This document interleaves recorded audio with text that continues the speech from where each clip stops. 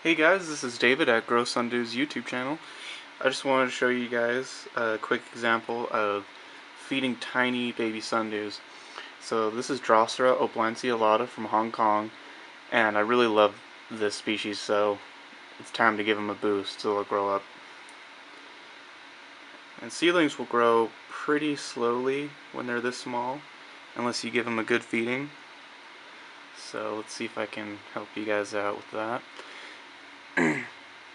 So this little white instrument is one of my plant labels, and hopefully when it gets into focus you'll be able to see that it's got a little yellow particulate of food on it. Okay, so let's give this a try.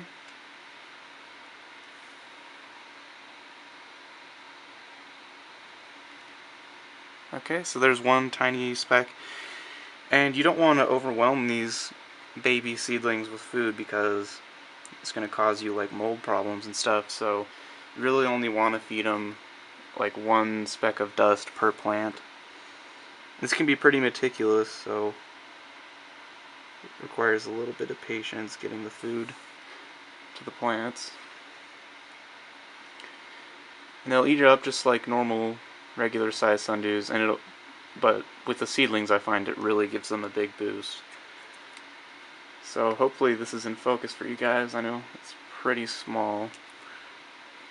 I'll just feed a couple others for you.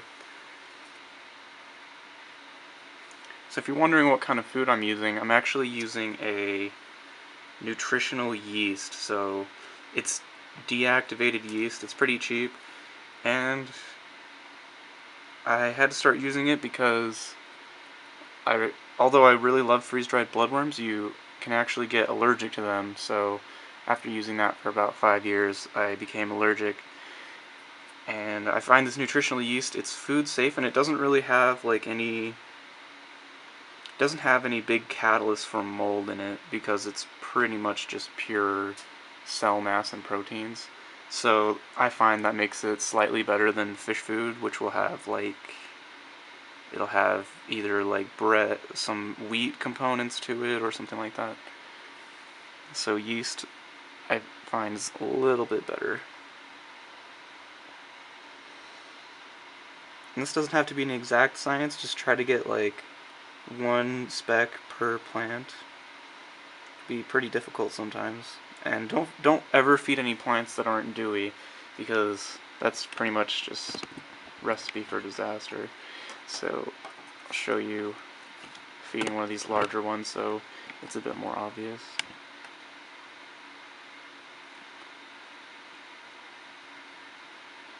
Sorry, it's really hard to focus on these little tiny ones. Okay, I think that's good enough. So a bit more food for the larger size. And then I'll get this guy, there's like two plants here, one kind of behind it. Okay. And I'll probably finish the rest of this pot off camera, but gives you a good idea of what you should be doing. Alright, thanks guys.